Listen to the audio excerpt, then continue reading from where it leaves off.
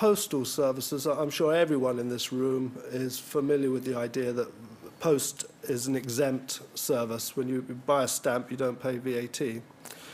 Unfortunately, some of the people who compete with the Royal Mail decided that that was anti-competitive and took a case to the European Court. And as a result of that judgment, the Revenue's decided that that exemption can only apply to universal services. So from the 1st of January next year, if you negotiate separately on postal prices or you're buying an unregulated service, then VAT will be applicable. Now again, it probably won't affect most people who buy stamps and use universal service, but the types of service that will become subject to VAT are things like parcel force. And if you're running mail order businesses or you're distributing large volumes of post and would be in the position of actually negotiating specific pricing contracts, then you will expect to see VAT from January next year. Now, perhaps the most interesting thing about the change on postal services is that, in effect, the European judgment is saying that the exemption in the UK was always too wide. You know, these services are going to become taxable should, under EU law, always have been subject to VAT. Now, a lot of people have actually been putting in VAT refund claims as a result of that. What the logic of this case is that I paid an amount to the post office. They never charged me VAT, but their service was taxable, and within the amount I paid was an amount of VAT, which if it was separated out, I could have reclaimed.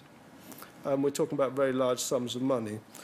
I have to say, the idea that the government, in its current financial state, will be paying VAT back to people who never paid it in the first place, and without them having the benefit of any VAT invoice to support it, perhaps seemed a bit unlikely.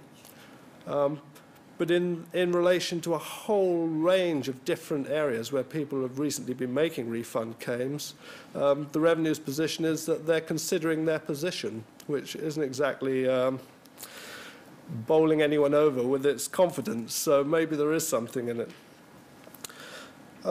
Moving on, VAT. I mean, if you're doing VAT returns and you're running your business, you'll be aware that, you know, for most people, you claim back the VAT that you spend. Certain exceptions to that. If you've got exempt activities or you've got non-business activities, you may have to apply a restriction. Now, the current rule is that if you've got a mixture of business and non-business activities, you've got two choices. You can either say, right, I'm spending 100, 50% of the use will be for my business, I'll claim back VAT on 50. Or you can say, right, I'll claim back VAT on everything, and then I'll account for VAT on the non-business element as I go along. So effectively, as a cash flow benefit, I get all my VAT back, and then I pay it back over a period of time.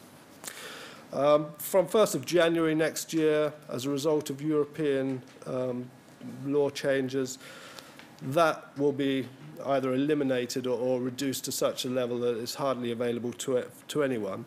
But alongside that, there will be anti-avoidance rules that say that if you've already had the VAT back on the purchase, you have to keep paying the VAT that you would have paid as the non-business use goes along.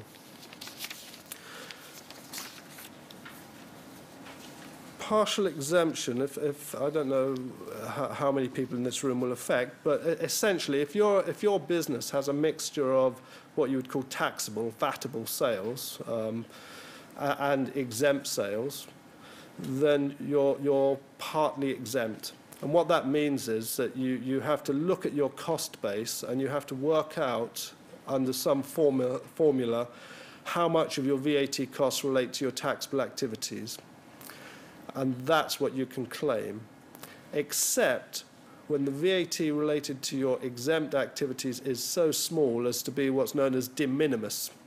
So if your exempt activities generate costs of less than £7,500 a year and £625 a month on average, then you can forget about the restriction and just claim back the VAT. So for a small, partly exempt business, this simplification is worth about $7,500 or up to $7,500 a year. Except, and the key here is simplification.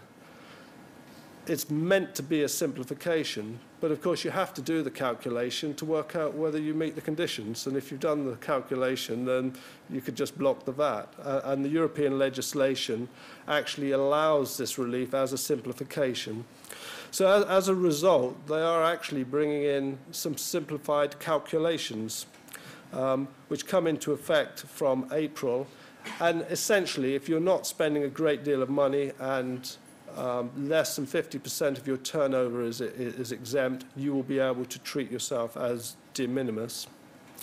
The other key point is to avoid the work of doing this calculation on every VAT return you prepare. If you were able to claim back all your VAT in the previous year, you can just carry on claiming VAT in the current year and then just do a calculation at the end of the year to assess your entitlement. So the simplification will be that you don't have to do the calculation every quarter. Moving quickly on, because I am conscious we're sort of against the wire here. There are some changes. Place of supply for gas and electricity supplied through pipelines. Anyone interested? No. That's emission trading. Anyone trading in emissions? No, I suspected not. I suspect if there's anyone here involved with charities, there is something which there are no stated rules, but the government has said it's going to look at something called a cost-sharing exemption. There are quite a lot of charities and not-for-profit bodies who would work together to procure certain goods and services if it wasn't VAT efficient. If they set up a central purchasing hub, for example, they generate VAT costs for themselves because they put its staff into that, which doesn't bear VAT when they pay salaries, etc. But when charges come out, they get subject to VAT. So the government has said it's going to sit down with charities and other not-for-profit bodies and see about devising some arrangements to eliminate VAT, which may be exciting if you're in that sector.